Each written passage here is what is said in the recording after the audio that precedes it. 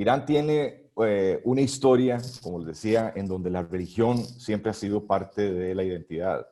En la antigüedad, los persas llegaron a conquistar mucho del mundo y los griegos los calificaron como seres terribles. Entonces, en Irán va a pasar que por la mentalidad griega de que los persas son el enemigo y bárbaros y incultos, entonces en Occidente se va, como desarrollamos la línea griega, vamos a dejar de lado todo lo que es la cultura persa y no va a ser sino hasta el siglo XIX que exploradores se van a ir a Irán y van a empezar a encontrar y reescribir la verdadera historia de lo que realmente era esa parte del mundo. Lo que hoy hay en Irán es producto de todas esas culturas que fueron llegando a estas tierras que están divididas por una montaña y un desierto, y una cordillera de montañas y un desierto. Y el reflejo que hoy vemos es principalmente el legado islámico, y es una arquitectura y unos detalles que se manejan en todas las estructuras que están todavía en buen estado, que realmente uno se olvida de que hay una historia más allá de la parte islámica.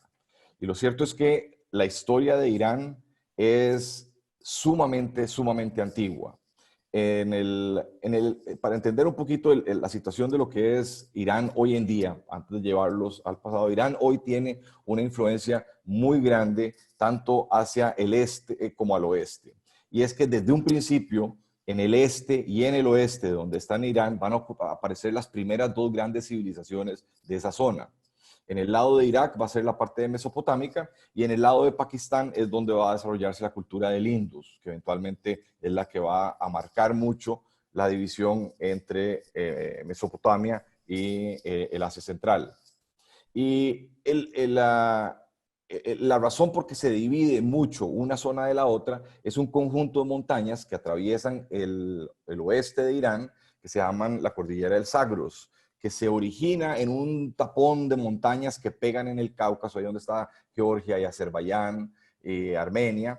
Y desde ahí entonces eso hace un tapón y hace una barrera natural que llega hasta la parte baja de donde está el mar Arábigo o el Golfo Persa. Y eso entonces de alguna manera creó una división entre las dos grandes civilizaciones. Irak va a desarrollarse hacia el occidente, mientras que el Indus va a rellenar todo lo que es el Asia Central y la India. Hoy en día Irán, al haber estado en ese punto crítico de dos grandes culturas que empiezan a emerger en los principios de la humanidad, van a tener hoy en día todavía una gran influencia. Hacia el oeste, Irán tiene hoy todavía una participación importante con un grupo en Líbano que practica en la misma línea religiosa que se practica hoy en Irán, que es el shiaísmo de los 12 imams, y en el Líbano es el grupo que todos conocen de Hezbollah, que practica esa misma línea religiosa. Pero también hay ese mismo shiaísmo, esa misma corriente islámica, está en prácticamente la mitad de lo que es Irak y parte de lo que es Siria. Entonces hay una gran influencia en esa dirección. Hacia el otro lado también hay shiaístas de la práctica islámica de Irán, y además de eso, en todo lo que es Turkmenistán, Uzbekistán, Tayikistán y Afganistán, se habla un dialecto del persa, del iraní, que se llama Dari. Ese es el que yo hablo. Yo no hablo persa y es tal vez, no sé, los persas dicen que el árabe, perdón, el iraní que yo hablo es como de campo. Y es porque tal vez es más antiguo, no es el refinado que eventualmente se vino a mejorar, por así decirlo, dentro de lo que es Irán. Entonces, la gente que habla este idioma entiende perfectamente el iraní, pero al iraní le cuesta entender un poquito el idioma al revés. Bien. Eso es la parte de lo que son los idiomas y la influencia que existe en esa zona.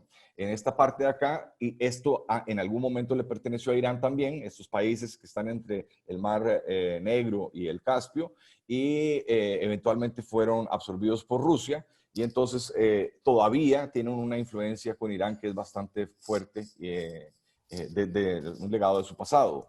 Igual en la parte de lo que es el sur oeste, Irán tiene también mucha influencia. Bahrein era parte de Irán en algún momento, por eso es que hay una gran cantidad de shias en ese lugar, igual en el Arabia Saudita, en Omán y Yemen. Parte del problema de lo que hoy se vive en Yemen es entre los que practican la religión del shiaísmo y los que practican la religión del sunismo. Y eso son una guerra de proxies, es donde Arabia Saudita lleva a un lado y Irán lleva al otro lado. Entonces Irán tiene una participación muy centrada en todo lo que es el mundo actual en esta parte del mundo, que de por sí es complicada. Pero Irán es un gran participante de ahí. Pero ese ha sido más o menos el papel de Irán desde que realmente se empezó a conformar una población en esa zona. El primer grupo de población que aparece unificado aparece en esta parte vamos a llamarla del Asia Central, y eran los elamitas. Los elamitas van a empezar siendo un grupo pequeño que va a depender mucho de la civilización sumeria, y eventualmente ellos van a agarrar cierta independencia ya cuando los sumerios fueron tomados por los acadios y se instala Babilonia. Y entonces los elamitas van a tener una participación importante. En algún momento ellos van a tener un papel importante en la salida de los babilónicos y la aparición de un grupo nuevo que son los medos. Elam tiene una capital que se llama Susa y Media tiene una capital que se llama Ecbatana. Esas son dos capitales importantes que vamos a mencionar posteriormente también. Los medos van a crear también un imperio. Ellos van a venir de las montañas del Asia Central en el este y van a llegar a las montañas que les había contado yo, enseñado en el mapa anterior, y entonces ahí ellos se van a instalar en las montañas y desde ahí van a empezar a ejercer cierta influencia política que eventualmente va a llegar a conquistar una extensión de tierra bastante más grande, inclusive cubriendo a los elamitas. Los medos van a llegar a extenderse hasta Armenia y hasta Bactria, van a ser, perdón, Partia, y van a hacerse más grandes, pero van a tener un sistema administrativo muy débil y entonces eso va a colapsar, lo que le va a dar espacio a un nuevo grupo de gente que aparece en el puro sur de las montañas del Zagros, que se llaman los persas, y ellos tienen su capital en Parsagade. Aquí aparece Persépolis, pero primero hicieron una que se llamaba Pasargade. Entonces, los persas, viendo lo que los medos habían hecho mal, que fue no tener la administración completa del territorio, por eso cayeron, entonces los persas no nada más se incluyen y absorben a los medos, sino que se extienden a todo lo morado que ustedes están viendo en el mapa desde un principio, que es decir, los persas van a llegar desde Europa, en las partes y las costas de lo que es el oeste de Grecia y Bulgaria, hasta el este, en las fronteras de lo que actualmente es la India, y desde el norte, donde estaban las ciudades de las estepas, que habíamos visto en la charla de Uzbekistán, hasta Egipto, en África. Es el primer imperio transcontinental que tiene propiedades o tierras contiguas en 3 continentes. Y es uno de los imperios más importantes del mundo porque le enseñó a la mayoría de los imperios posteriores cómo es que se tenía que administrar una extensión de tierra tan grande.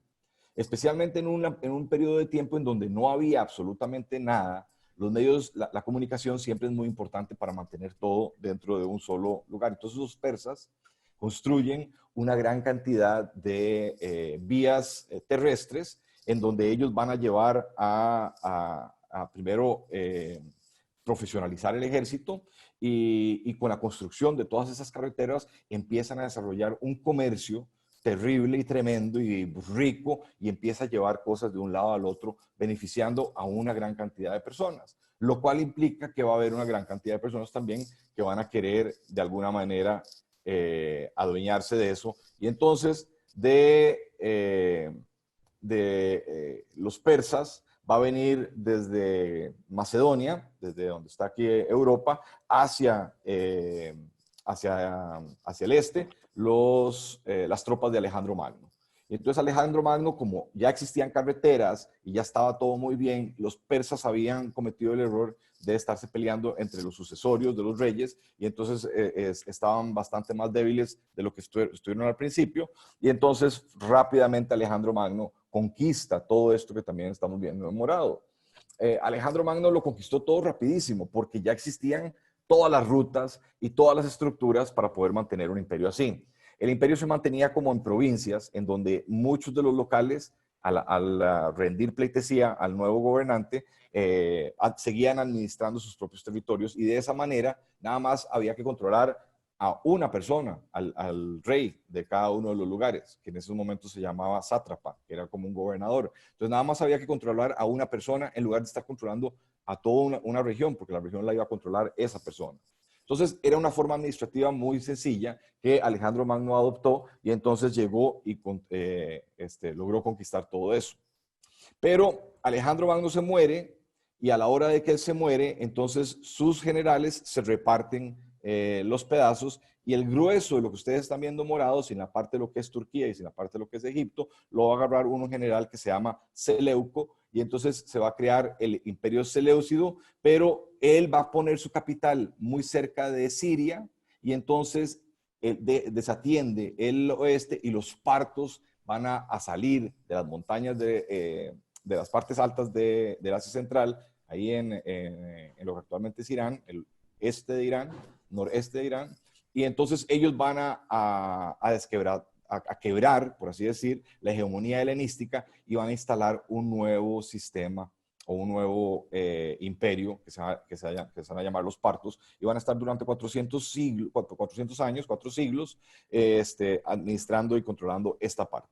Los partos van a traer a revivir la historia de los persas, porque los persas fueron tan importantes en esa región y fueron tan gloriosos que los partos quieren resucitar esa gloria del pasado para de alguna forma darse legitimidad en el gobierno de toda esta zona. Eso se hacía normalmente, especialmente en Egipto, con las dinastías que iban tomando una después de la otra. Entonces, al igual que ocurría en Egipto, en donde las dinastías adoptaban siempre lo que el anterior estaba haciendo para justificarse, los partos entonces adoptan la religión que habían puesto los persas. Y la religión que habían puesto los persas es el zoroastrianismo, que es una religión de la cual les voy a hablar un poco más adelante. Entonces, de la zona donde están los persas va a aparecer un nuevo grupo que se llaman los sasánidas y ellos van a extender todavía más las fronteras donde los partos los tenían.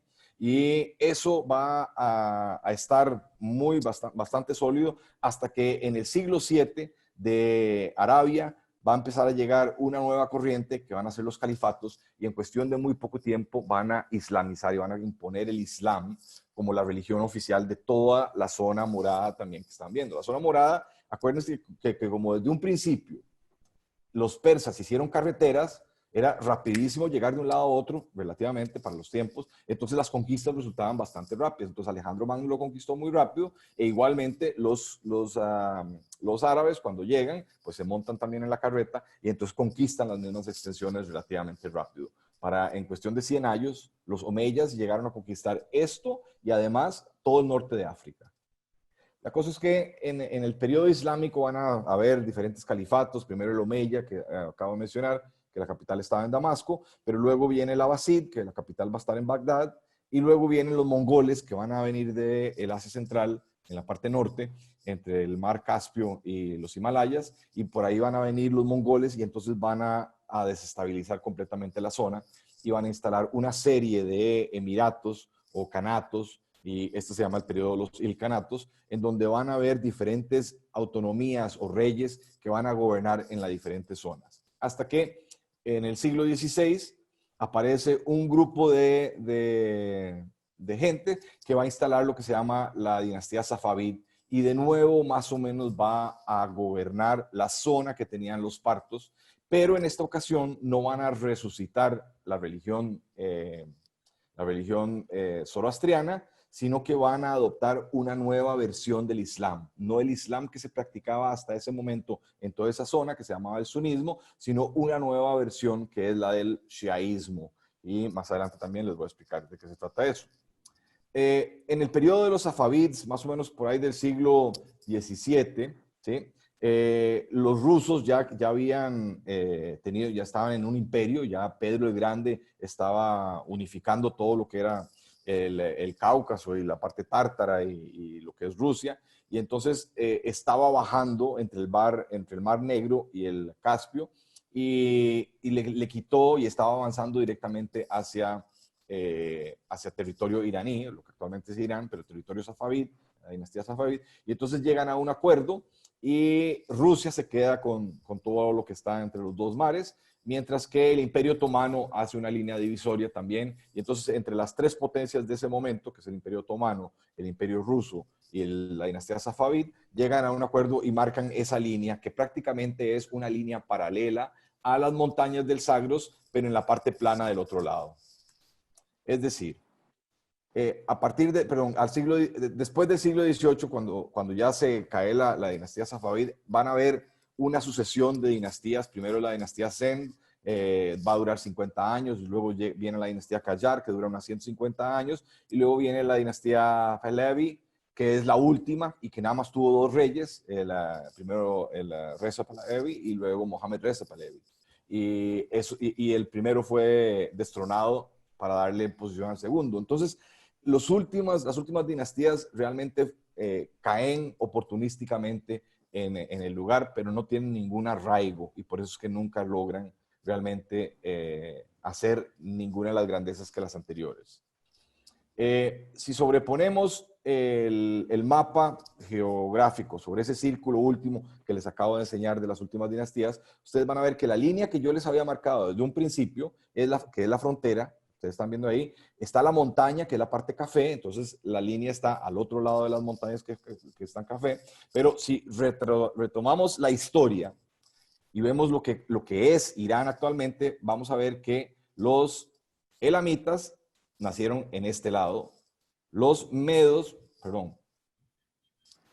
elamitas nacieron en esta parte donde está Susa, los medos salieron en esta parte donde está Ecbatana, los persas salieron en esta parte donde está Pasargade, y los partos salieron ahí. Eso es lo que es Irán. Irán son estas cuatro civilizaciones que llegaron y conformaron, y lo que vino posteriormente después a ser lo que es el Irán de hoy en día. Entonces, el Irán es el conjunto de varias civilizaciones que han venido armándose en el pasado para llegar a donde están el día de hoy. El día de hoy, el gobierno islámico de Irán no es el que da como producto lo que es Irán, sino todas estas otras civilizaciones anteriores. Para poder realmente entender lo que es lindo o bonito de Irán, y entender un poquito lo que los lleva a lo que son el día de hoy, hoy en día, yo quiero hacer una visita alrededor de estas regiones que les acabo yo de explicar en más o menos el orden en que se fueron desarrollando.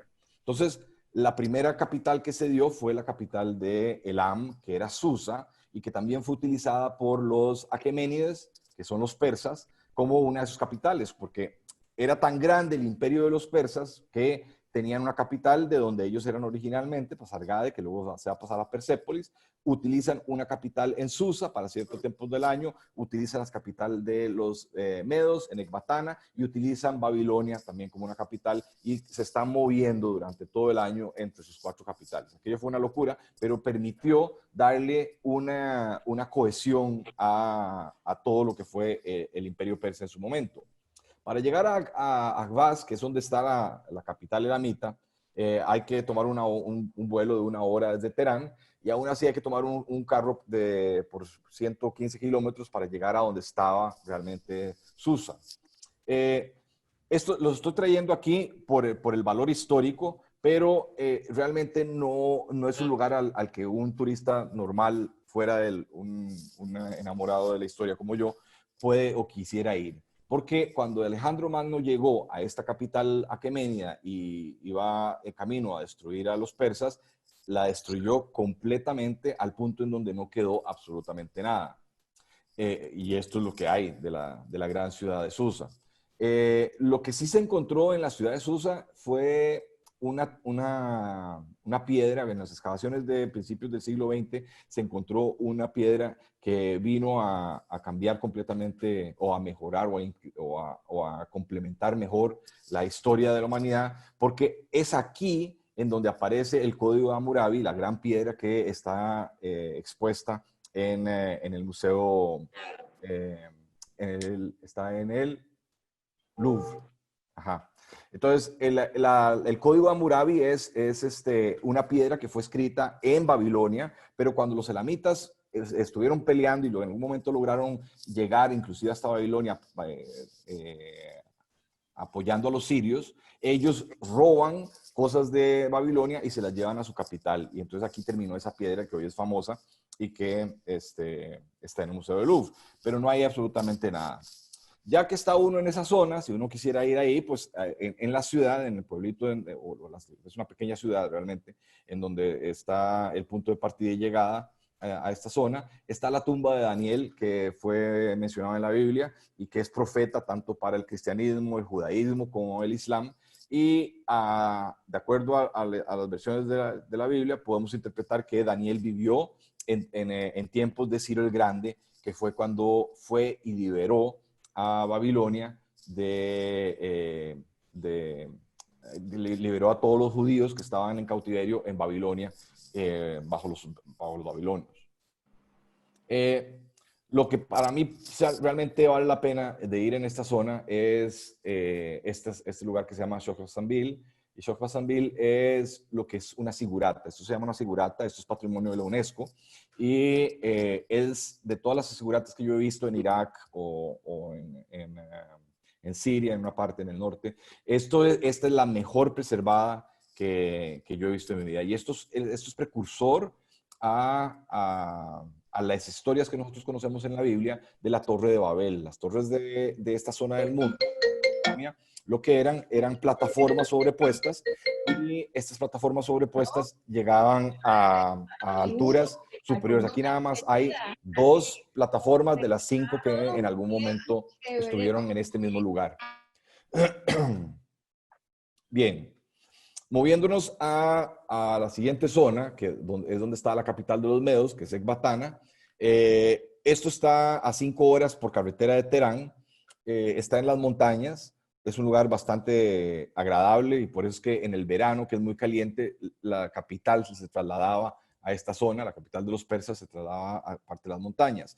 Y esta zona es donde el comercio, la ruta principal de comercio que va a Babilonia, que es en dirección hacia el suroeste, o sea, en dirección hacia la esquina izquierda abajo.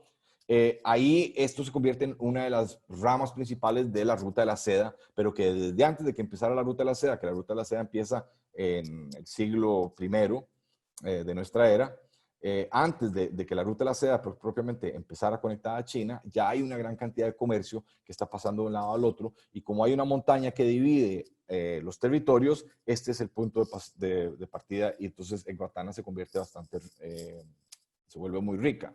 Pero al igual que pasó con Susa, Alejandro Magno también pasó por acá, y entonces en ese odio que nos transmitieron durante siglos y generaciones a los persas, de que no eran dignos de nada y eran incultos, entonces arrasó completamente con toda la ciudad, y aquí sí no dejó nada. Lo único que pareciera que sí quedó es este lugar, este templo, es la estructura más completa que hay, y esto es un templo al fuego, es desde el periodo de los Medos, y esto es un templo zoroastriano. Y aquí es en donde quiero hacer una pausa para que me entiendan un poquito lo que es el zoroastrianismo, porque el zoroastrianismo es una de las religiones más increíbles, pero muy poco estudiadas, especialmente en Occidente. El zoroastrianismo empieza cuando Zoroastro, que es un profeta identificado en el siglo VI antes de Cristo, ¿sí? En el siglo VI antes de Cristo, él está en el periodo medo en este momento, y entonces los medos tenían varios dioses. Entonces Zoroastro llega y dice, no, hay un solo Dios que es que representa un conocimiento cósmico, y Él nos ha dado la libertad a nosotros de ser responsables por lo que es bueno y lo que es malo. Y al final se nos va a nosotros a juzgar de acuerdo a eso que hemos hecho, pero nosotros somos los responsables de ello. En esta religión, él decía que en el final de los tiempos iba a venir un Mesías y que todos íbamos a resucitar, y que iba a haber, de acuerdo a nuestras acciones, íbamos a ir o a un lugar terrible, que nosotros lo llamamos hoy infierno, o a un paradís. Y el paradís es un concepto persa, un concepto que se empieza a desarrollar en el sentido persa, y que luego viene a ser trasladado a todas las religiones. La palabra paradis es, de hecho persa, y más adelante se los voy a explicar cuando les enseñe lo que se entendía por los paradisos. En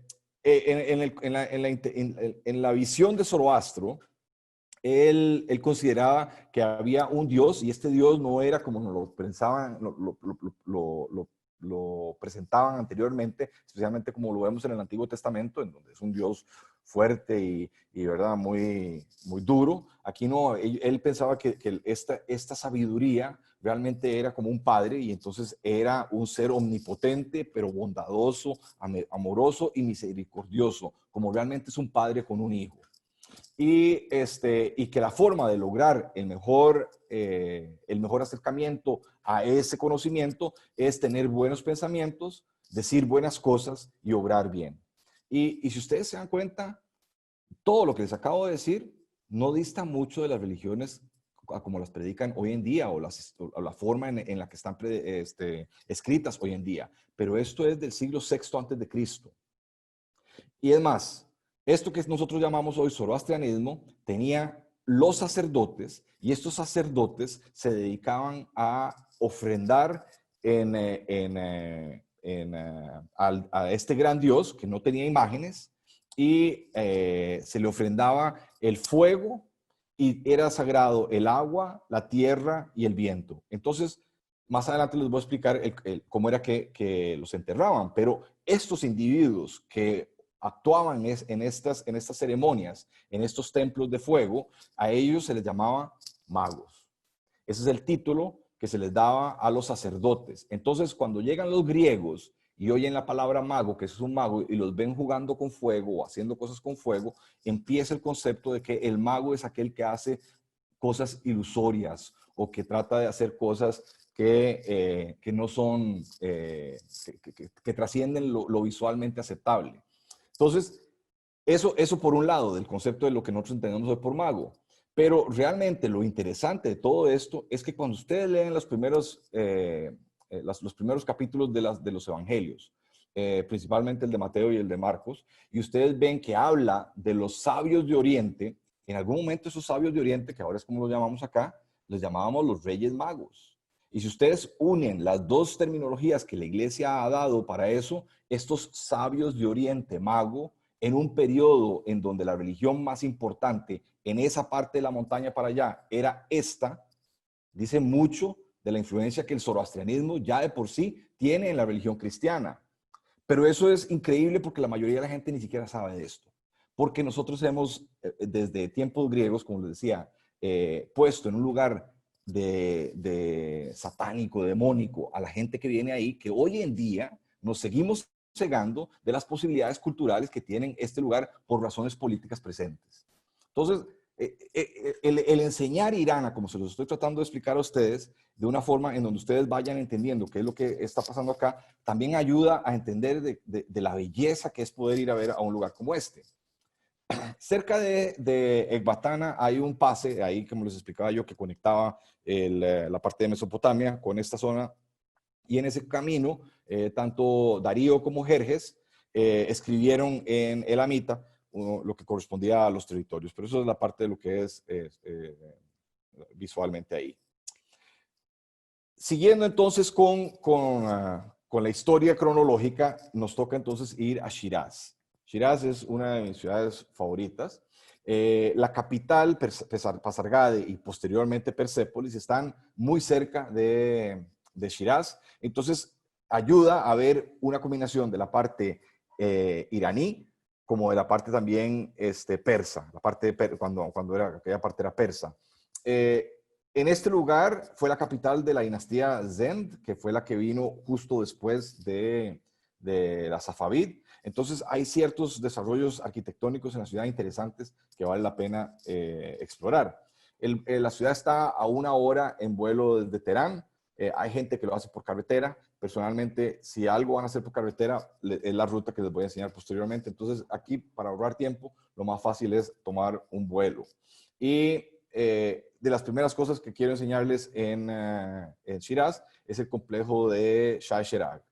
Esto es del siglo XIV, que es el periodo en donde están todos los ilkhanatos posterior a los mongoles. Y este lugar es muy importante, es un centro de peregrinación para los shias de hoy en día, porque aquí están enterrados 2 hermanos de uno de los que eventualmente fue uno de los 12 imams que ellos siguen y creen como la línea correcta del Islam. Entonces, el lugar es una belleza y en esta parte del Islam, la creencia es que la luz es lo más importante. Donde hay luz está Dios. Entonces, a partir del periodo Safavid, van a empezar a llenar todas las mezquitas internamente de espejos para traer la luz internamente desde las partes de afuera. Y entonces cuando uno entra a estas mezquitas son todas maravillosas, llenas de espejos que hacen realmente, es como mágico estar en estos lugares. Además son imponentes, grandísimas y hermosas. Lo que sí es que en el Islam, con la práctica religiosa que se maneja ahí, hay una clara división entre el hombre y la mujer en las actividades que cada uno de ellos realiza. Entonces las mezquitas están separadas en 2 y las tumbas están también separadas en 2. Por eso es que las tumbas quedan atravesadas por una pared, porque la otra mitad de la tumba está al otro lado de la pared, en donde quienes están ahí son las mujeres. Otro de mis lugares favoritos en Shiraz, y voy a hacer 2 aclaraciones. La primera, yo no soy fotógrafo, entonces las fotos realmente no hacen justicia a las bellezas de los lugares que les estoy enseñando. Esa es la primera. Y la segunda es que no les puedo enseñar todo. O sea, escogí los lugares más hermosos dentro de lo que les voy a enseñar, pero hay cientos de lugares que no les voy a poder ni siquiera mencionar. Esta mezquita ocurre en la dinastía Qajar, que es durante un periodo de 150 años después de la dinastía Zend, y en este periodo, es en el siglo XIX, hay un cambio importante que se empieza a gestar desde el periodo Safavid tardío, y entonces, a diferencia del islámico ortodoxo, en donde todo tiene que ver con la caligrafía, la decoración tiene que ver con caligrafía, como habíamos visto en la charla de Uzbekistán. Aquí ellos están tratando de occidentalizarse. Vean que estamos ya en el siglo XIX. Entonces, imitar a los europeos era algo muy deseado, tanto en América Latina como en el resto del mundo. Entonces, esta mezquita está construida en la misma técnica de cerámica, pero tiene dibujos florales. Es una cosa que es diferente al resto de las mezquitas y se le conoce como la mezquita rosada. Y la gran cantidad de colores y dibujos florales hace verdaderamente el lugar espectacular. Estos lugares no es nada más de ir, hacer una visita, explicarles de qué se trató e irse. Este lugar hay que ir y caminarlo. Hay que nada más caminar por los pasillos. Pasillos puede que no haya nada que explicarles, puede que no tengan historia, porque al final es una sola historia la construcción del lugar, pero los espacios, el uso de la cerámica, los diseños, el conjunto de colores, las alfombras, es realmente espectacular. O sea, y esto es nada más la parte de afuera. La parte de adentro está cubierta de todo un montón de vitrales en colores que permite eso que les explicaba a ustedes de la luz, de entrar a la luz, entra la luz en unos colores y en unas formas que realmente es muy difícil explicarlo en palabras, porque la experiencia que les estoy tratando de explicar si no la conociera, pues estaría nada más diciéndoles las partes técnicas, pero es que la parte emotiva de estar en un lugar de esto es realmente espectacular. En la dinastía Zend también, que esta es la que viene posterior a la Safavid, ellos van como es la capital nueva, por así decirlo, aunque fue solo por 50 años, entonces empiezan a construir un castillo, que es la fortificación esta que aparece acá, pero que nunca fue terminada y que realmente nunca se utilizó para sus propósitos. Pero en este periodo se hizo otra mezquita, que también con la influencia que les estaba explicando ahorita europea, va a tener más sencillez que la anterior, pero una belleza majestuosa. Las columnas son y traen esta mezcla griega, en donde terminan con unas hojas de acanto. Esta es la versión persa de las columnas corintias, por así decirlo. Pero los espacios en este lugar son igual de maravillosos que en la anterior. Y estas son solo dos mezquitas de las muchas que podría enseñarles en Shiraz. Pero ahora sí les voy a explicar lo que es la parte de los paradis. En Hafez, perdón, Shiraz hay unas tumbas para varios poetas. Uno de ellos es Hafez, y Hafez, la tumba de Hafez es un paradis. Los paradis eran, los persas los conceptualizaban como un lugar entre paredes. Dis es pared y paire es que lo rodea. Entonces es un área rodeada por paredes en donde adentro hay una combinación de agua, tierra y aire. Los otros elementos complementarios al fuego que les había comentado yo antes de lo que era la religión zoroastriana. Entonces, en este lugar, el agua dividía los jardines en cuatro, en un eje completamente perpendicular uno al otro en el centro, y creaba cuatro jardines, y estos cuatro jardines tenían frutos y tenían una gran cantidad de bellezas y tenía que ser ornamental y había que tener flores. Entonces era realmente una cosa espectacular. No era naturaleza ¿cómo se llama? A lo salvaje, a lo natural, sino que había una organización de jardín y como estaba confinado era una cuestión privada. Entonces, si ustedes ven en el primer libro de la Biblia, en Génesis, a nosotros nos cuentan de que Adán y Eva fueron expulsados del paraíso y hay unas puertas del paraíso. Y el ángel los lleva a las puertas del paraíso. El hecho de que tenga puertas nos está diciendo ya que ese paraíso está encerrado, es confinado, lo mismo que viene acá. Y eso es un concepto de nuevo del siglo VI. Entonces, la idea de los jardines, que también es patrimonio de la humanidad conceptual, y hay cuatro específicamente en Irán, que están incluidos dentro de los patrimonios de la UNESCO. Esta que está aquí en Shiraz ejemplifica muy bien el tema del concepto de los jardines.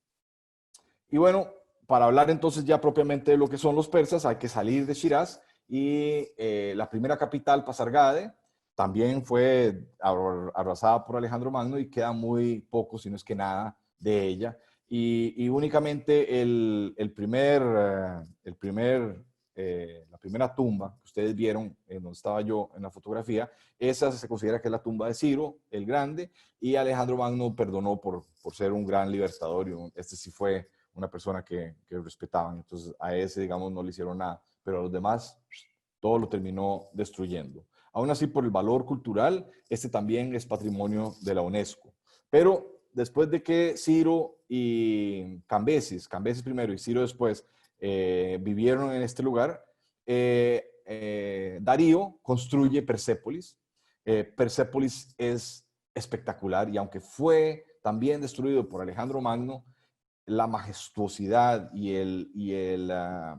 la construcción en piedra del lugar prácticamente impidió que fuera completamente destruido. Estos son protomes, hay varios protomes en el Museo Británico, en el Louvre, que lo que sostenían eran las vigas de madera que venían de las montañas, de los sagros, para hacer los techos, así como está la ilustración en la parte izquierda. Pero estos protomes que están ahí eran una innovación en las estructuras y en la Panade y el Salón de las 100 columnas. Todas estas tenían columnas de 15, 14 metros de altura con el protome en la parte superior para sostener las vigas. Entonces imagínense lo imponente que tenía que ser que cualquier dignatario llegara a un salón de esos. Realmente esa era la imagen que se quería proyectar. Aquí el que manda y es rey de reyes es el rey persa. El trabajo en piedra, la masonería y probablemente lo que tuvo que haber sido todo lo que es la carpintería es espectacular. Y bueno, es porque cuando esto se fue a construir, Darío mandó a traer a los mejores escultores, a los mejores ebanistas, a los mejores metalurges, a los mejores constructores de todo el imperio. Y eso incluía Egipto y Mesopotamia y en la parte de Asia y el norte de lo que es el Asia Central. Entonces, vino gente con cualidades espectaculares a un solo lugar a desarrollar una obra de arte que es actualmente Persépolis. Cerca de Persépolis, ahí es donde están las tumbas de los reyes persas y también de los sasánidas, que son el grupo político que viene un poco después. Ellos, en este lugar se llama Naxi Rostam. Naxi Rostam es la escultura de Rostam. Y el cuento de Rostam es que por decir, en el cuento épico más importante de los iraníes, escrito por Ferdowsi, él habla de que este héroe mítico Rustam fue el fundador de Persia. Es mítico, no hay ninguna evidencia real, pero en la tradición la gente creía que estos eran los lugares donde era la tumba de ellos, pero realmente era la tumba de los reyes aqueménidos y sasánidos. Y es verdaderamente hermoso y espectacular. De ahí, ahora sí, nos vamos a mi ciudad favorita de todo Irán y probablemente de todo lo que es el Asia Central. Es un lugar espectacular y es Isfahán. Isfahán está a 1 hora de vuelo de Teherán. Se puede ir también por carretera, dura medio día para llegar. Y entre Isfahán y Shiraz hay una ciudad que se llama Yazd, que para ir ahí lo mejor es ir por tierra. Entonces yo recomendaría o ir de Isfahán a Shiraz por tierra pasando en Yazd o viceversa y con aviones intercalados en cada uno de ellos, en lugar de ir nada más a estas ciudades, porque tienen que ir allá. Ahora se los voy a enseñar. Esta fue la capital de los safavids. Los safavids, como les dije, es los que le van a dar la identidad actual de Irán. Son quienes van a traer la corriente islámica que se practica hoy en este país y que va a ser llevada a todos los confines alrededor de ello. Es quienes van a instaurar el concepto de una nación con una religión. Y aunque sí son medio permisivos, realmente el periodo safavid va a ser un periodo de conversión obligatoria en donde todo el mundo tiene que convertirse del sunismo al shiaísmo. Y por eso es que Irán hoy en día es principalmente shia, por esa conversión fuerte que ocurre en este periodo de la historia. Esto estamos hablando que es entre el siglo XVI y XVII, que es cuando es el grueso de las conversiones del periodo safavid. Isfahán está en el puro centro de la Ruta de la Seda, en el periodo más rico de la Ruta de la Seda. Entonces, el desarrollo de la ciudad es impresionante. La arquitectura que viene a darse en esta ciudad durante este periodo, con las riquezas que empiezan a fluir a la ciudad, hacen que no se escatime absolutamente en nada. Y así como Darío llevó a los mejores ebanistas, constructores y gente calificada en construcción a construir Persépolis, los safavids van a hacer lo mismo y van a traer a los mejores constructores del mundo a hacer su capital. Y el centro de la capital es espectacular, pero hay un río que atraviesa la ciudad y ese río tiene una gran cantidad de puentes que todos ellos son una belleza también. Y hacen de la ciudad un lugar fresco, porque es de altura, está a 1.300 metros sobre el nivel del mar, y entre el agua, los jardines, la arquitectura, los puentes y todo eso hacen la ciudad verdaderamente hermosa día y noche.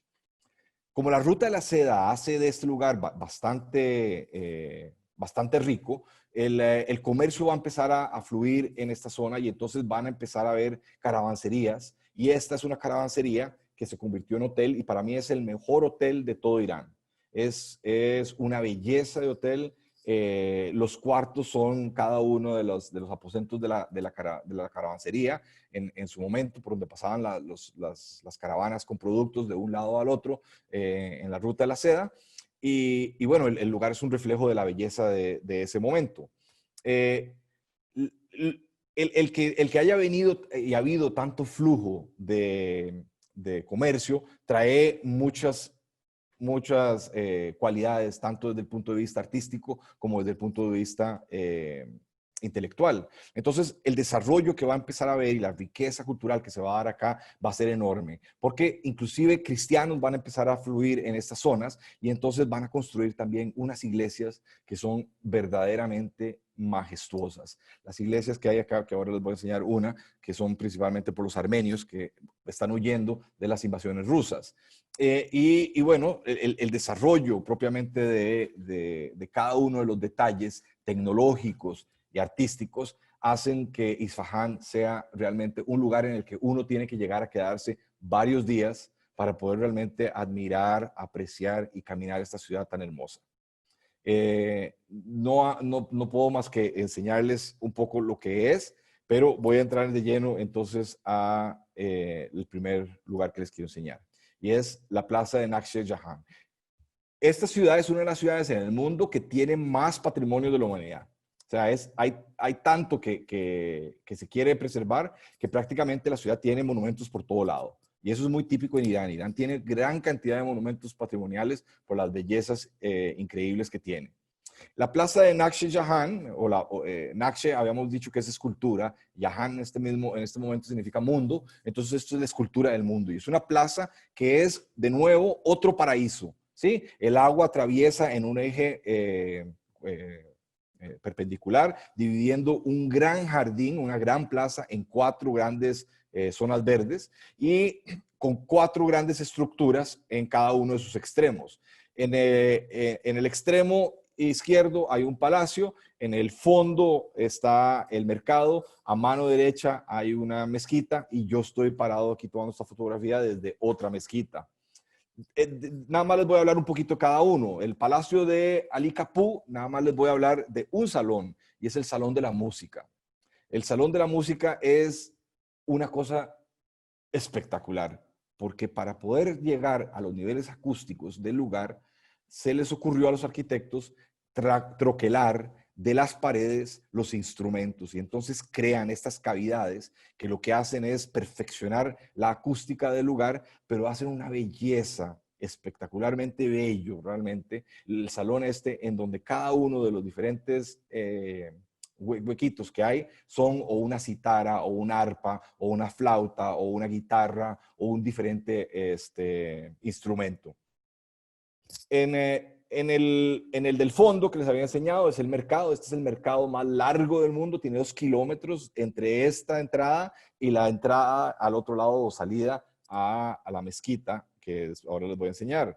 Este mercado tiene cosas maravillosas, desde la parte en donde vienen los turistas pegados a esta plaza, a donde ya se vuelve más cotidiano y hasta donde llega a un lugar en donde las señoras pueden escoger el último grito de la moda en el estilo local.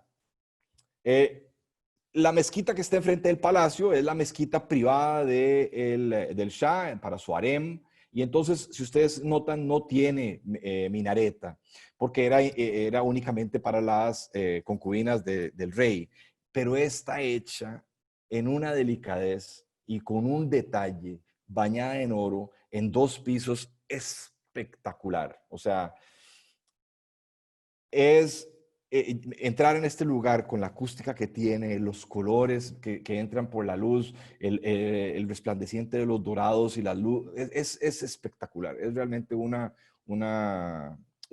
ensueño de lugar.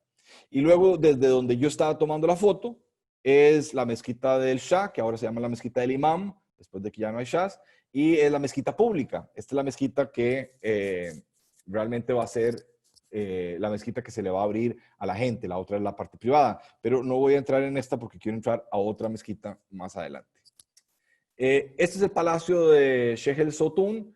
Shehel significa 40, Sotunes columnas, y en esa agua también de este jardín, que también es patrimonio de la humanidad y es considerado un paradis, está este palacio que son 20 columnas de madera enorme que reflejadas en el agua las convierten en 40, y entonces era el salón en donde el rey recibía a todos los dignatarios. Y el salón precisamente en donde recibía a los dignatarios era, no había palabras. ¿Sí? En estos momentos, lo que ustedes están viendo, en estos momentos en Europa, estaban construyendo apenas Versalles. O sea, Versalles viene a desarrollarse cuando ya los reyes safavids están construyendo estas cosas que ustedes están viendo y que es realmente impresionante.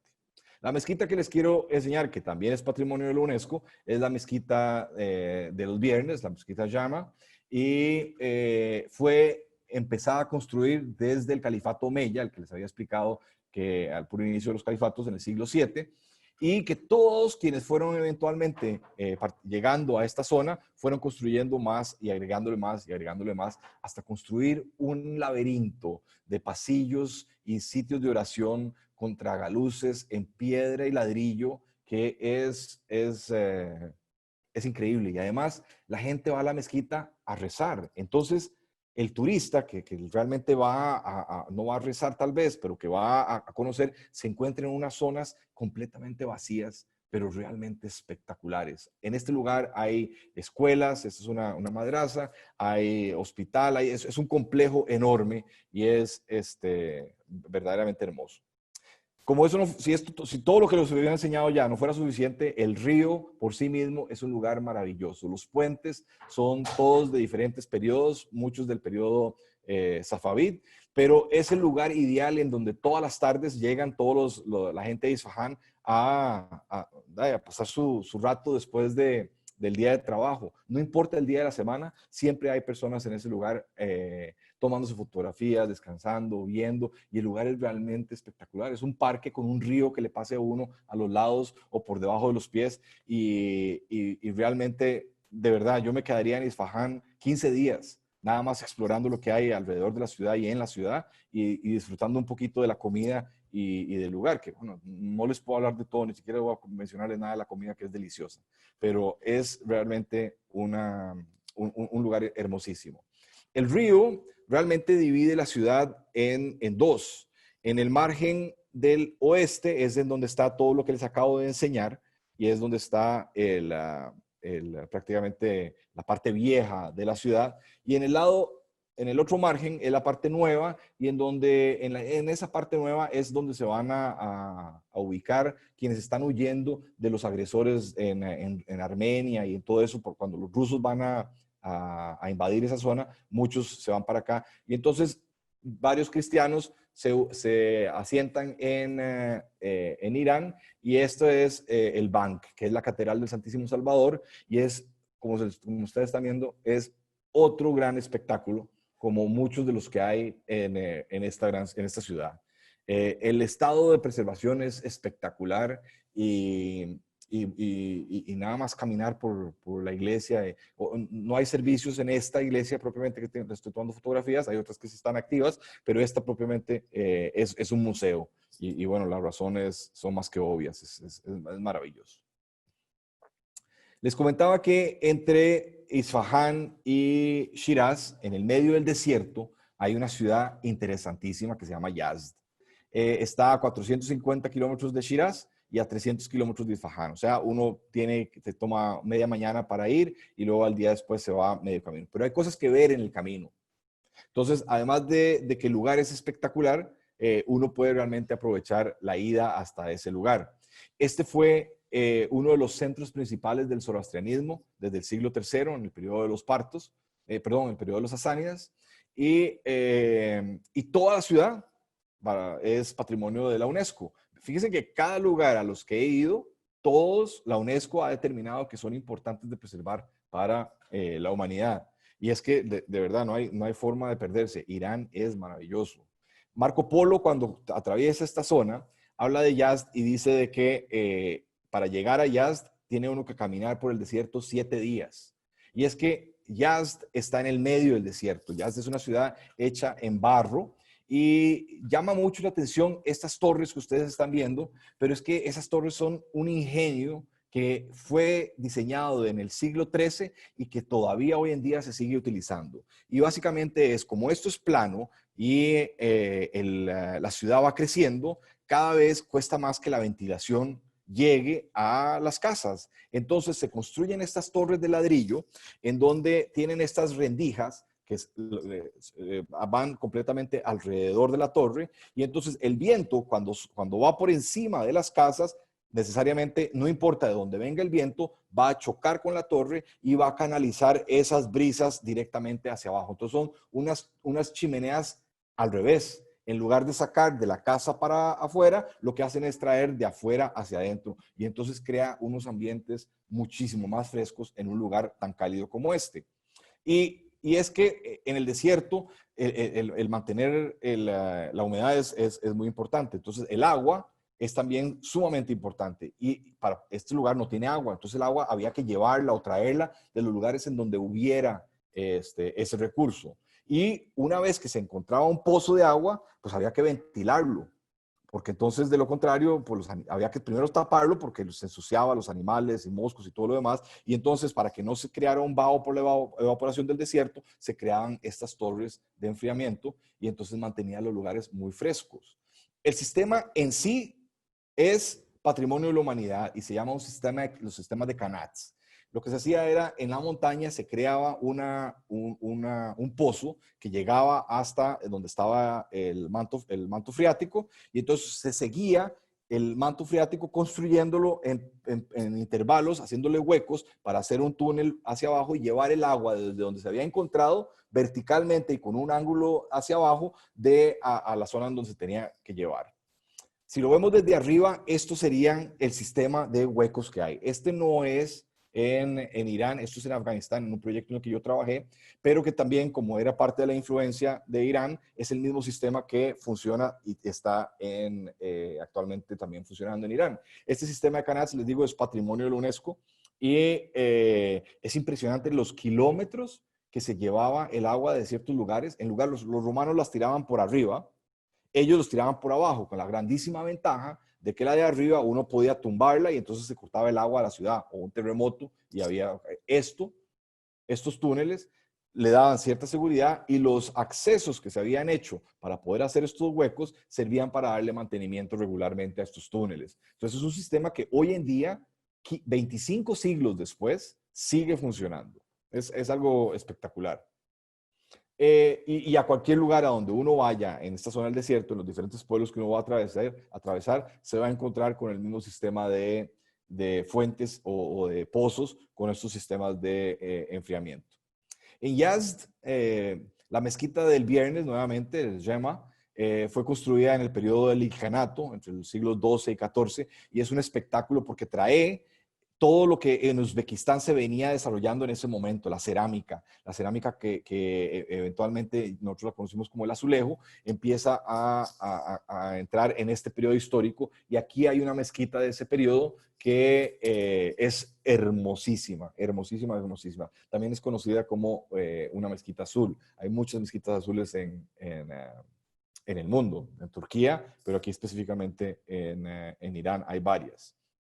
La plaza de Amir Chakmak es del periodo Timurid, este mismo periodo que habíamos estado hablando en Uzbekistán, con Timur, en el siglo XV, y fíjense que es muy parecido también a la arquitectura que habíamos visto en Uzbekistán, en donde están cada uno de estos ivans, y los ivans son lugares o espacios en donde se enseña. Entonces sirven de madraza, de escuela, pero exactamente en el arco del centro que está iluminado, es lo que está ahí, es un pequeño mercado que cruza a la parte de atrás y continúa hacia otro mercado que en estos momentos lo que vende son alfombras.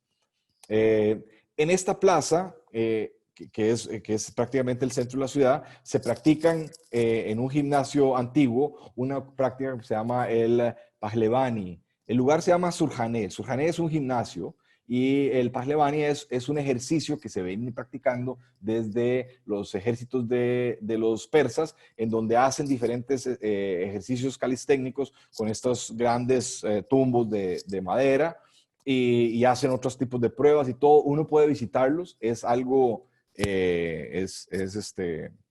abierto y en sí la práctica y el evento es considerado patrimonio de la UNESCO también. O sea, la UNESCO tiene no nada más monumentos, sino que también hay sitios naturales, parques nacionales, o aspectos culturales. Puede ser una canción, puede ser una comida, puede ser un vestido típico. Y lo que trata es de preservar alguna identidad del carácter cultural del lugar que se está preservando. Específicamente esto, como es una tradición de también 2500 años, pues está también dentro de la lista de los patrimonios de Irán. Interesante en Yazd es que aquí hay un Atashkadeh. El Atashkadeh es la casa del fuego y es un centro actual del zoroastrianismo. Aquí se practica todavía el zoroastrianismo y aquí es donde está el fuego sagrado que se llama Atash Baram. Atash Baram hay 9 en el mundo, es decir, hay 9 calderos del fuego original. Este fuego dice estar sin apagarse desde el siglo V. Los otros 8 están en Irán, porque cuando llegan los musulmanes y empiezan a convertir a todo el mundo al Islam, los zoroastrianos que vivían en esta zona huyen en la dirección contraria hacia donde vienen los árabes. Los árabes vienen del oeste, entonces ellos huyen hacia el este y terminan en la India. Y hoy en día hay una gran cantidad de seguidores del zoroastrianismo en diferentes partes de India, principalmente en la ciudad de Mumbai. Otro sitio aquí cerca de Yazd, asociado con el zoroastrianismo, son las Torres del Silencio. Yo les había dicho que les iba a contar cómo era que los enterraban o cómo era que se manejaba el tema de la muerte posterior a, bueno, cuando uno muere.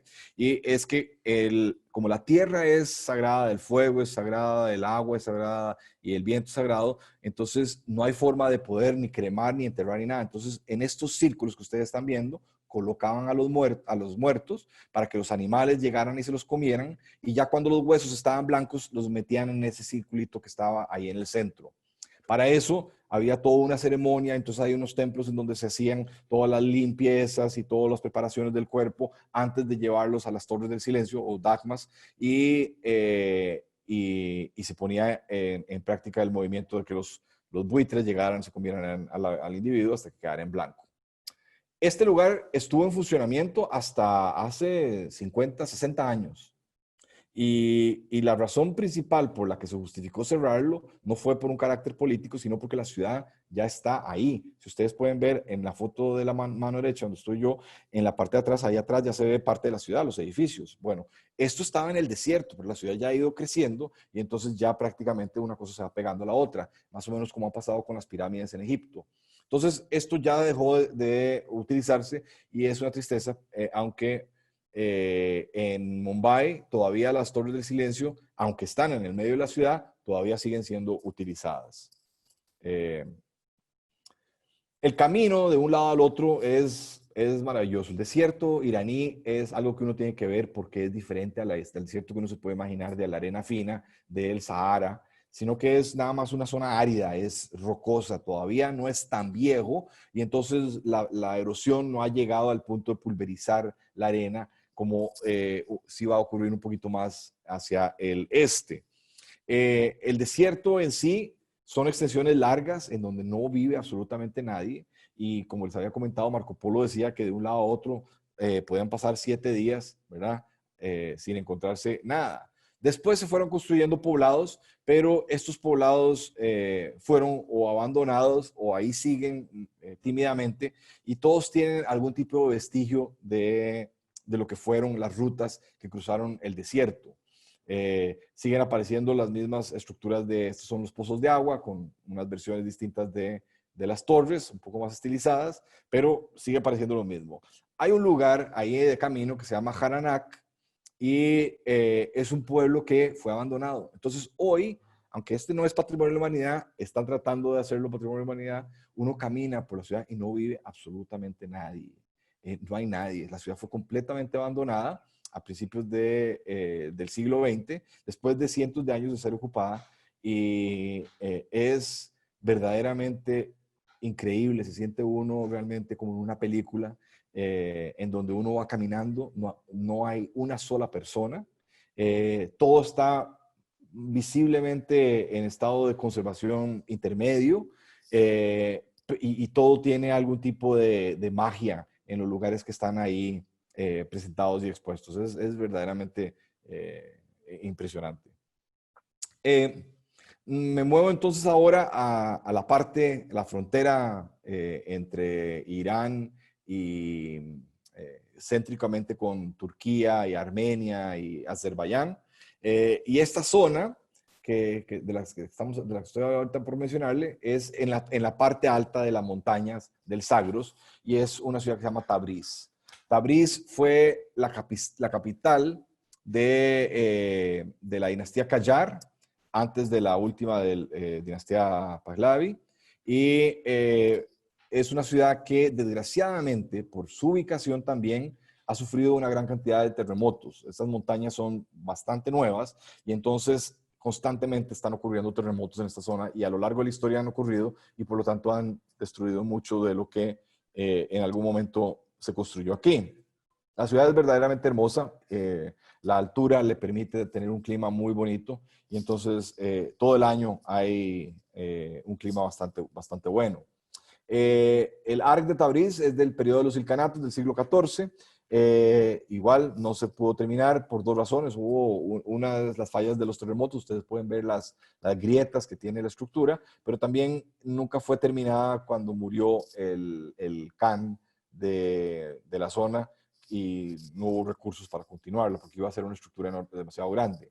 La mezquita azul es del periodo de los Ilkhanatos, un poco posterior a la que les acabo de mencionar, y ustedes igual pueden ver, es la parte reconstruida, la parte de atrás, reconstruida de la mezquita, pero ustedes pueden ver en la parte interior y en la fachada que fue gravemente afectada por los terremotos y desgraciadamente el trabajo de conservación es demasiado obvio. Entonces no tuvieron la delicadeza tal vez de disimular un poco el trabajo y entonces se ve como parchado. Aún así, siempre deja entrever lo maravilloso que tuvo que haber sido el decorado interior de esta mezquita. Otra mezquita importante es la mezquita del Emir. Esta fue una mezquita dedicada a otro de los imams, al imam que va a venir al final. Los shias creen en 12 imams. Estos shias de los 12 imams creen en 12 imams. Los 12 imams son los sucesores de Mahoma. Entonces, el primero es Mahoma realmente, ¿verdad? Y luego vienen los sucesores. Los sucesores, el primero debería haber sido Ali, que era el primo de Mahoma y se casó con la hija de Mahoma, con Fátima. Entonces, esta corriente de personas apoyan la línea de que él fue el que debió haber sido el sucesor y no los que realmente fueron posteriormente, que esos son los que siguen el sunismo. Entonces, el hijo de Ali, Hassan, es el número 2, y luego el hermano de Hassan, Hussein, es el número 3, luego el hijo de Hussein es el 4, y ahí siguen hijo del hijo del hijo del hijo del hijo, hasta llegar al 12º. Y el 12º, el problema es que hasta la fecha, de estos 12 que les estoy hablando, los 11 anteriores, antes del 12º, todos fueron o decapitados o envenenados. Entonces, ya para el siglo IX, el 12º dijo, mejor yo me escondo. Y entonces, en la corriente del shiaísmo, aquí que se practica, el último imam, que se llama Al-Mahdi, va a venir con Jesús, es un punto interesante de mencionar, va a venir con Jesús en el día del juicio final a ayudar a separar a los justos de los pecadores. Y entonces el 12º imán desaparece desde el siglo IX y a la fecha sigue escondido. Eso es como ellos interpretan el concepto de los 12 imams. Hay otras diferencias con respecto al sunismo, pero que tienen mucho que ver con esta línea que se practica aquí en Irán. Entonces, esta mezquita está dedicada al 12º imam, al que se perdió. Lo que sí es más reciente y que sí están en muy buen estado son los palacios de la dinastía Qajar, que son del siglo XIX y son verdaderas joyas. y la belleza no es nada más en la parte exterior, sino que la parte interior es verdaderamente hermosa por el uso de vitrales que hemos visto ya en otras mezquitas y que hacen que la luz en los diferentes salones dé un colorido y una alegría, por así decirlo, verdaderamente sutil es muy mágico el lugar.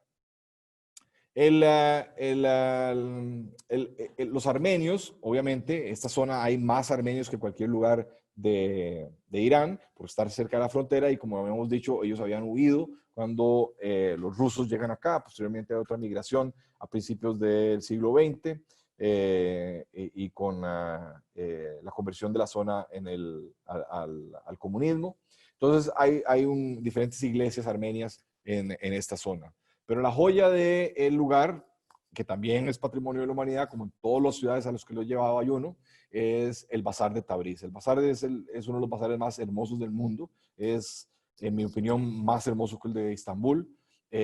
Las calles, los callejuelas, ustedes pueden ver, son realmente espectaculares, entran luz por todos lados. Es una belleza, realmente es una belleza, y es producto de todas estas riquezas que en algún momento cruzaron y se pasaron por esta zona, porque el Bazar de Tabriz está renovado en el periodo Qajar del siglo XIX, pero el lugar tenía el centro de ventas, el bazar, desde periodos de la Ruta de la Seda. Quiero mostrarles algo del lado de donde vienen los partos, y el mejor lugar para explicar de dónde vienen los partos es llevarlos a Mashhad. Mashhad, aunque la ciudad es relativamente nueva, no es del periodo de los partos, sí hay evidencia de los partos ahí, pero la razón por la cual quiero incluir Mashhad en la charla es que Mashhad es el centro religioso más importante de Irán. Y es que los 11 imams anterior al 12 que vivieron, de esos 11, 10 están enterrados fuera de Irán. Solo hay uno de los 11 imams que está enterrado en Irán, y este es el templo a Imam Reza, que es el octavo imam shia. Él fue envenenado, como la mayoría de los imams anteriores, por un califa abasid. Y bueno, entonces desde el siglo IX que muere el imam, y él muere aquí asesinado, lo entierran acá, y entonces empiezan a haber una serie de construcciones, y lo convierten hoy en día en la mezquita o el complejo de mezquita más grande del mundo. Es más grande que el de la Meca, y las razones que tiene de todo: tiene hospital, tiene madrasa, tiene escuelas, tiene varias mezquitas, tiene tumbas, en fin, es un complejo hermosísimo al cual una persona que no es shia también puede entrar siguiendo las costumbres locales. El lugar está repleto de salones, como les había dicho, llenos de luz por los espejitos. Es verdaderamente hermoso este lugar. Esta mezquita tiene, bueno, tiene aquí es donde está el imam, y aquí no está dividido por una pared, sino que está dividido por una reja. Si ustedes pueden ver, la reja se ve mucho mejor en el lado izquierdo de la fotografía, y están los hombres viendo hacia la pantalla, por así decirlo, mientras que las mujeres, ustedes las pueden ver que están viendo hacia ustedes. O sea, ellas están al otro lado y ellos están de este lado. Y es la forma en que todos pueden realmente accesar a la tumba. Esto es muy extraño dentro del Islam, y por eso es que la mayoría de los musulmanes que son sunitas consideran al shiaísmo una aberración, porque este tipo de acciones están prohibidas dentro del Islam. Dentro del Islam, la veneración o admiración a alguien lejos de Dios es considerado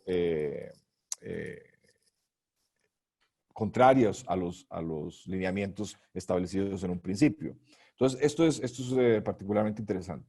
Lo otro es, esta ciudad, el 50% de todos los hoteles en Irán están en esta ciudad, y es porque todos los iraníes y todos los shias del mundo van a Mashhad, que Mashhad significa martirio, es donde ocurrió el martirio del imam, y entonces la mayoría de la gente va ahí a verlo, y el lugar es espectacular. Y si uno quiere realmente conocer de la cultura iraní, es un lugar al que hay que ir porque ahí se vive realmente la religión. Aquí también está la tumba de Nader Shah, y Nader Shah fue quien derrocó a los safavids y brevemente gobernó antes de que la dinastía Zend llegara al poder. Este es un héroe para todos los efectos, porque para muchos la dinastía safavida había perdido el rumbo, y entonces él quiso de nuevo poner orden, porque la dinastía safavid, como les había comentado, tuvo que llegar a acuerdos con los otomanos y los rusos para que no los siguieran invadiendo, en detrimento de perder varias zonas. Y ahí, justamente en el momento en que Nader Shah entra a la escena, Afganistán, que también había sido parte de la dinastía safavid, se separa, se pierde. Y entonces entra Nader Shah para tratar de recuperar, o cuando menos evitar que se siga perdiendo territorio, y así es como acaba la dinastía safavid.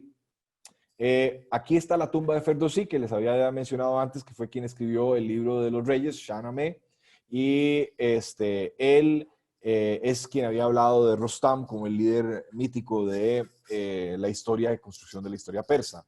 Es un lugar muy tranquilo, que está en las afueras de la ciudad, y que realmente hoy en día, pues, únicamente para el que quiere saber. Lo interesante aquí en esta zona también es que está la tumba de Harun al-Rashid. Harun al-Rashid fue el quinto califa abasí. El papá de Harun al-Rashid fue quien mató el imam, que acabamos de ver la tumba. Y durante siglos, Harun al-Rashid, o sea, el hijo que mandó a matar al imam, estuvo enterrado a la par del imam, porque el califa murió en uno de sus viajes, que iba a apaciguar a alguna gente, de hecho en Afganistán, y de camino se enfermó y se murió. Este señor, Harun al-Rashid, que fue califa, les digo, es el que aparece mencionado en todos los, o al que hace referencia en todos los libros de las Mil y Una Noches. Él es el sultán de las Mil y Una Noches, Harun al-Rashid. Y bueno, no me queda nada más que enseñarles ahora Teherán, y wow, me disculpan, acabo de ver la hora, 10:30, se me fue más de la cuenta, pero espero que la estén disfrutando, pero ya voy a terminar. La capital de Teherán, perdón, la capital Teherán para Irán se convierte en la 32ª capital, después del montón de capitales que les he contado que han habido y a dónde se han movido y todo eso. Al final, en toda esa zona han habido 32 diferentes capitales. Ha sido habitada y destruida múltiples veces, y pues es de suma importancia, porque se encuentra suficientemente lejos de los problemas que les acabo de mencionar, en donde Afganistán eventualmente se separa y los rusos y los otomanos están también, pero suficientemente cerca para también poderlos controlar. Si hubieran estado más al sur, donde están las capitales de la dinastía Zend o de la dinastía persa, las dinastías persas, pues hubieran estado muy lejos. Si hubieran estado donde estuvo la última capital, que fue la Qajar, estaba muy cerca de donde los rusos y los otomanos eventualmente podían amenazarlo. Entonces se fueron y se movió la capital a Teherán. Entonces Teherán realmente como capital es relativamente nueva, tiene casi que un poquito más de 200 años, y entonces realmente lo que hay grande es de 200 años. Teherán está a las faldas de las montañas Alborz, y eso en algunos momentos causa que la contaminación por la densidad de la ciudad sea un poquito incómoda. La ciudad es una ciudad normal, lejos de no tiene nada comercial que anuncie marcas ni ventas, más que todo es anuncios políticos los que se pueden ver, pero es una ciudad muy normal con respecto a lo que hay. Los embargos evidentemente no han ayudado mucho, porque la ciudad y todos los monumentos que ustedes han visto están sumamente bien mantenidos, y estas fotografías son muy recientes del último viaje que yo hice, y ustedes pueden ver que realmente el país está bastante bien, y la razón es porque ellos tienen recursos económicos que les permite no ser tan tan vulnerables como lo fueron Irak u otras naciones que sí han tenido que lidiar con eso. Venezuela puede hablar mucho de este tema. En Teherán está la torre de Azadi, que fue construida por la dinastía Pahlavi y conmemoró los 2500 años del Estado Imperial Persa. Obviamente la estructura es enorme, y aunque ya no se celebra tanto las dinastías en el nuevo régimen actual, el monumento es importante desde el punto de vista histórico de demostrar que Irán como tal tiene 2500 años y como construcción desde el Estado persa, como hemos visto y les he enseñado en el día de hoy. Como todas las ciudades, hay un monumento importante en Teherán, que es el Palacio de Golestán, y es también patrimonio de la UNESCO. Y este fue el complejo real o el palacio real de la dinastía Qajar. Aquí fue donde se coronaron a la mitad de los shahs Qajar y al primer shah de la dinastía Pahlavi. El último, Mohammad Reza, este es uno de los tronos de la dinastía Qajar. Este es el que se coronó al Reza Pahlavi a principios de siglo. Y en el que se coronó a Mohammad Reza, ese está en el museo que les voy a enseñar posteriormente porque está lleno de joyas. El palacio es muy europeo, tiene una suntuosidad muy típica de inclusive la aspiración por convertirse o verse muy europeos, que también estaba ocurriendo en el Imperio Otomano con el Palacio del Dolmabahce, que se fueron del Topkapi Palace a un palacio mucho más occidentalizado. Igual aquí el Palacio de Golestán tiene esas características. El Museo de los Tesoros es el Museo del Banco Central. Básicamente ahí fueron resguardados todos los tesoros de los reyes que estaban guardados, todas las coronas cuando salieron corriendo, todo lo que dejaron atrás. Y es impresionante, impresionante las riquezas y joyas que hay en este lugar, incluyendo el trono en el que fue coronado el último Shah, que está lleno de diamantes y piedras preciosas. Es un lugar que como uno tiene que volar a Teherán necesariamente para llegar o salir, con un par de días que uno se quede en Teherán, el que llega uno y el que se va son suficientes para ver las 2 o 3 cosas que hay que ver en este lugar. Les quiero mencionar nada más, para seguir rompiendo paradigmas, es la sinagoga de Yusufabad en Irán. Irán tiene todavía hoy en día más de 10.000 judíos. Desde que Ciro fue y liberó a los judíos en Babilonia, los judíos migraron junto con Ciro y se instalaron en esta parte del mundo, sintiéndose protegidos por el imperio persa. Posteriormente, más bien, cuando en el periodo bizantino y romano los judíos fueron perseguidos, ellos más bien se refugiaron en territorios musulmanes, porque aunque no tenían que convertirse, nada más tenían que pagar un impuesto, ellos realmente podían estar libres de practicar su religión. Entonces, el problema que existe hoy en día entre Irán e Israel es meramente político y se origina realmente con la invasión de Israel en los 80s al sur del Líbano, en donde están los practicantes del shiaísmo que se practica aquí en Irán, que es el grupo que actualmente políticamente se llama Hezbollah. Pero actualmente en Irán hay judíos. Lo último que les voy a enseñar es el mausoleo de Imam Khomeini y es un monstruo de mezquita que quiere hacerse más grande que inclusive la Imam Reza. A diferencia de las otras mezquitas que hemos visto, en esta mezquita no hay división para que las mujeres y los hombres puedan visitar en donde está enterrado Imam Khomeini. Y también todos pueden visitarlo, pero aquí ya sí es un poco más de carácter política la visita, o puede ser interpretada como política. Irán es una maravilla de lugar.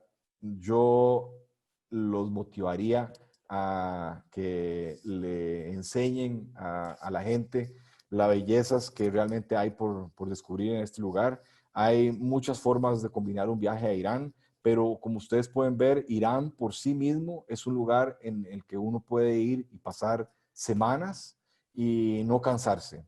Irán tiene el problema de que no aceptan nada más que la moneda local, no hay tarjetas de crédito, no hay nada, entonces todo tiene que irse arreglado desde antes de llegar para poder realmente tener una visita cómoda. De lo contrario, es un poco complicado, especialmente si uno no habla el idioma. Entonces, aquí es donde es importantísimo que la agencia pueda realmente coordinar bien la visita. Y bueno, yo feliz de poderles enseñar un destino más y contarles un poquito de la historia de este maravilloso país para que tal vez en algún momento Venezuela pueda eventualmente acompañarme y que puedan descubrir Irán de la mano de un arqueólogo.